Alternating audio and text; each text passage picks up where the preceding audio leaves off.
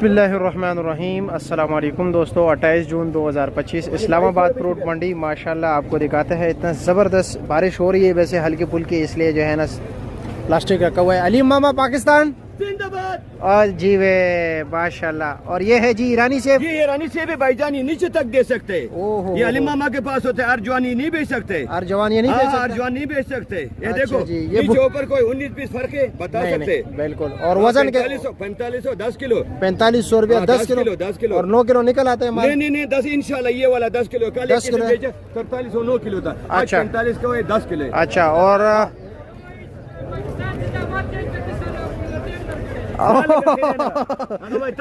ये पाकिस्तानी है, ये पाकिस्तानी है जी, ओरिजिनल पाकिस्तानी है। अच्छा। और ये बताया कि जी अंदर काला तो नहीं होगा ना? नहीं अंदर काला का गारंटी देगा, बिल्कुल गारंटी हमारे साथ है। अच्छा नहीं नहीं, शुक्रिया भाई बहुत। और ये खुबानी क्या रेट है? खुबानी 6 किलो 6 किलो काबुल का मोटे खुबानी 2200 रुपये। 2200 रुपये का। चलो जी ठीक है, शुक्रिया आपका।